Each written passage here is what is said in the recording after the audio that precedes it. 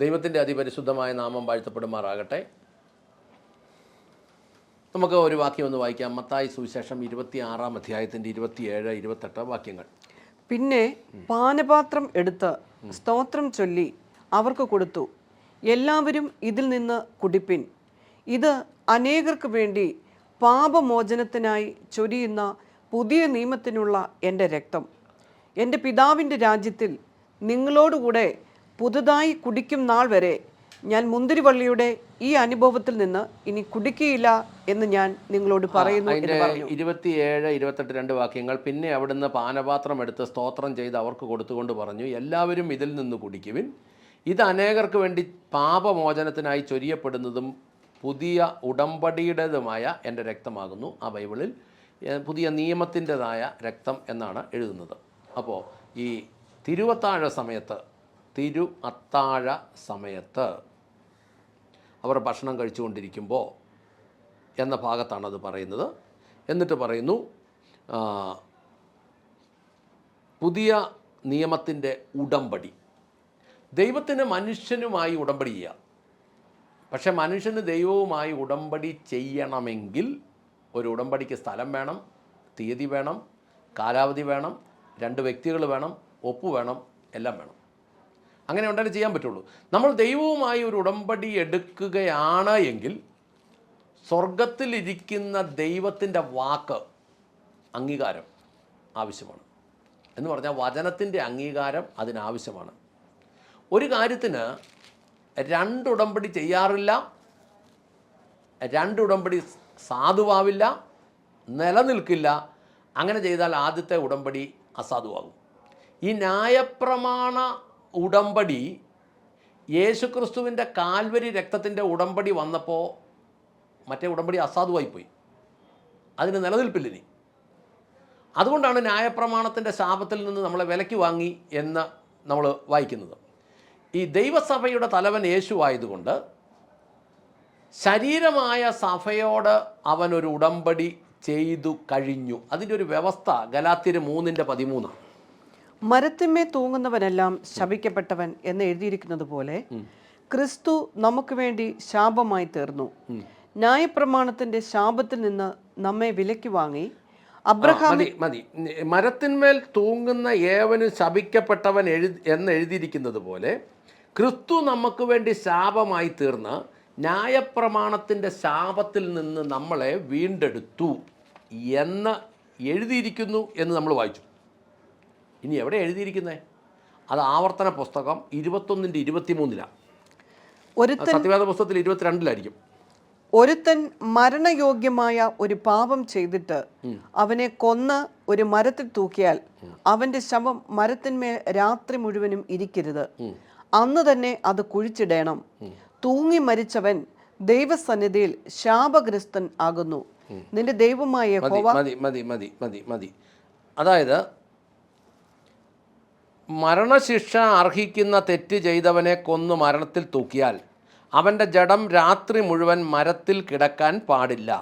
മരത്തിൽ തൂക്കിക്കൊല്ലുന്നവൻ ദൈവത്താൽ ശപിക്കപ്പെട്ടവനായതുകൊണ്ട് അന്ന് തന്നെ അവനെ സംസ്കരിക്കണം എന്ന് പറഞ്ഞാൽ, ഇവിടെ മരണശിക്ഷ അർഹിക്കുന്ന തെറ്റ് ചെയ്തത് ഭൂമിയിലുള്ള മനുഷ്യരാണ്.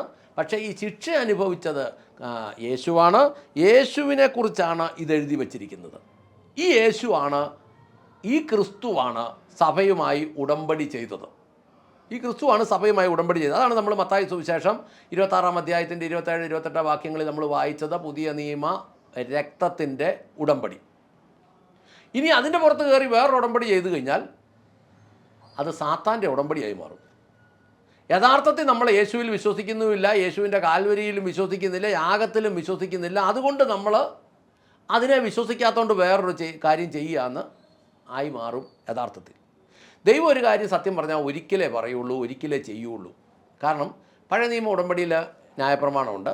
ന്യായപ്രമാണ കാലഘട്ടത്തിൽ മോശയോട് ഇസ്രായേൽ ജനത്തിൻ്റെ മുമ്പിൽ വെച്ച് പാറയിൽ അടിക്കാൻ പറഞ്ഞു. പാറയിൽ അടിച്ചു, വെള്ളം കുതിച്ചൊഴുകി.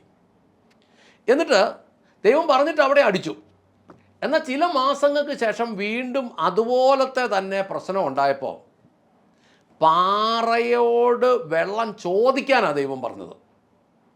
പറയോട് വെള്ളം ചോദിക്കാൻ, അല്ലെങ്കിൽ അടിച്ചു എന്ന് പറഞ്ഞാൽ അങ്ങനെ അത് തന്നെ അങ്ങ് ചെയ്താൽ മതി. എന്നാൽ എന്തോ സാഹചര്യവശാൽ ചിലപ്പോൾ കേട്ട് കാണുകയില്ല, അല്ലെങ്കിൽ ചിലപ്പോൾ അത് ജനക്കൂട്ടത്തിൻ്റെ ആരവം മൂലം മോശയ്ക്ക് ശ്രദ്ധിക്കാൻ പറ്റി കാണുകയില്ല.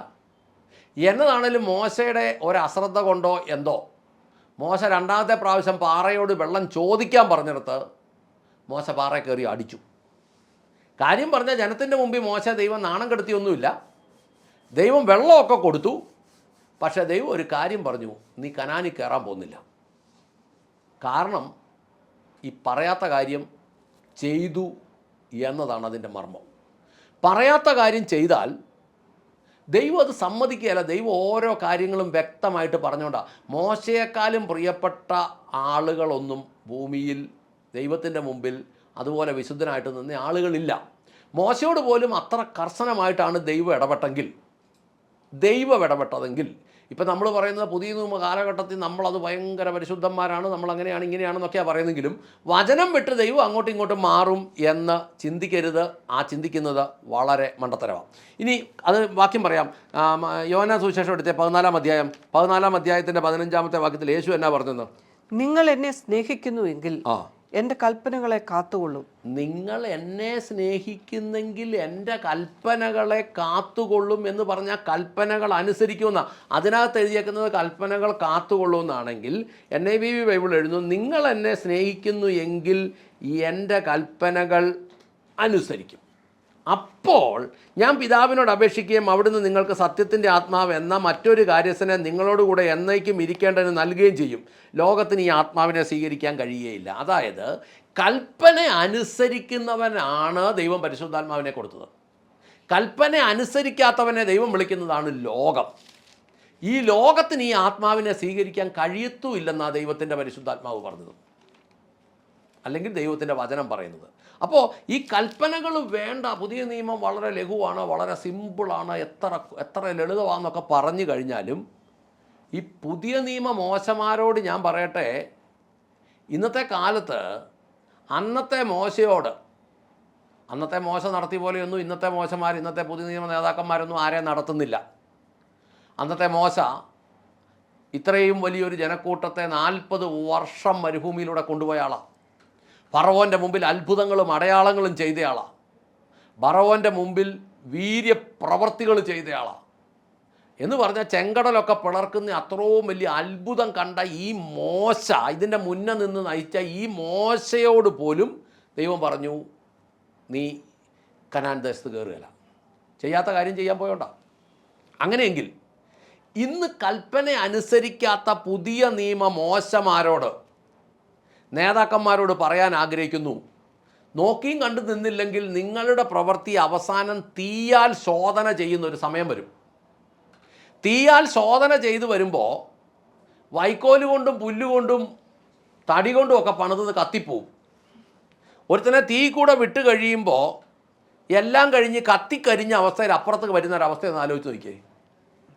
ഇങ്ങനെ തീയിലൂടെ ശോധന ചെയ്യും ദൈവം. അതിനകത്ത് നേതാവോ പ്രസിഡൻറ്റോ ഓവർസിയറോ സെൻട്രൽ പ്രസിഡൻറ്റോ സെൻട്രൽ സെക്രട്ടറിയോ ഒന്നും ദൈവത്തിന് വിഷയമല്ല, ഒരു ശുശ്രൂഷകനും വിഷയമല്ല, വിശ്വാസിയും വിഷയമല്ല. ഈ തീയിലൂടെ അപ്പുറത്തോട്ട് വരുമ്പോൾ കുഞ്ഞാടിൻ്റെ കല്യാണ നാളിന് എല്ലാവരും വിവാഹ വസ്ത്രമൊക്കെ ധരിച്ചിരിക്കുമ്പോൾ ഒരുത്തൻ മുടിയെല്ലാം കരിഞ്ഞ് തൊലിയെല്ലാം കരിഞ്ഞ് കത്തിക്കരിഞ്ഞ് നാശമായിട്ട് വരുന്ന ഒരു സാഹചര്യം ഒന്ന് ചിന്തിച്ച് നോക്കിക്കേ.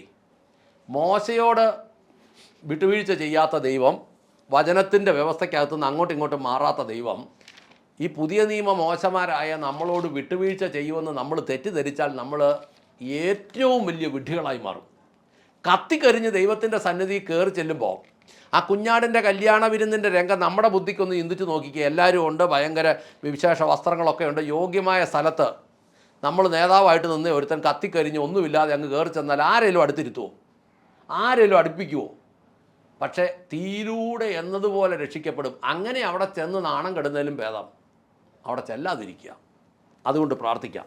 സ്വർഗസ്ഥനായ ഞങ്ങളുടെ പിതാവേ, ഞങ്ങളുടെ കർത്താവായ യേശുക്രിസ്തുവേ, പരിശുദ്ധാത്മാവായ ഞങ്ങളുടെ നല്ല ദൈവമേ, ഞങ്ങളെ തീ ശോധന ചെയ്യുന്ന സമയത്ത് നിലനിൽക്കുന്ന പണി ഈ ഭൂമിയിൽ ചെയ്യുവാൻ ദൈവം ഞങ്ങളെ സഹായിക്കണമേ.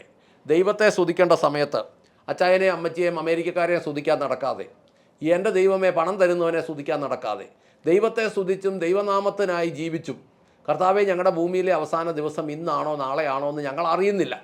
എന്നാൽ കർത്താവെ ജീവിക്കുന്ന ദിവസങ്ങളിൽ ദൈവത്തിന് മഹത്വം കൊടുത്ത് ജീവിച്ച് നിത്യതയിൽ ദൈവസന്നിധിയിൽ എത്തിച്ചേരുവാൻ എന്നെയും കേൾവിക്കാരായ ഓരോരുത്തരെയും അനുഗ്രഹിക്കണമേ എന്ന് പ്രാർത്ഥിക്കുന്നു. കത്തിക്കരിഞ്ഞ് നാണം കെട്ട് ദൈവസന്നിധിയിൽ ചെന്ന് നിൽക്കാതെ യോഗ്യമായി ചെന്ന് പ്രതിഫലം വാങ്ങുവാൻ ദൈവം അടിയനെയും കേൾവിക്കാരെ ഓരോരുത്തരെയും അനുഗ്രഹിക്കണമെന്ന് പ്രാർത്ഥിക്കുന്നു. ഹൃദയങ്ങളെ തുറന്നു കൊടുക്കട്ടെ, മാനസാന്തരം ഉണ്ടാവട്ടെ, മാനസാന്തരത്തിന് യോഗ്യമായ ഫലം പുറപ്പെടുവിക്കട്ടെ. അങ്ങ് പ്രാർത്ഥന കേട്ട് അനുഗ്രഹിച്ച കൃപയ്ക്ക് നന്ദി. യേശു ക്രിസ്തുവിൻ്റെ ധന്യമുള്ള നാമത്തിൽ തന്നെ. ആമേൻ, ആമേൻ, ആമേൻ.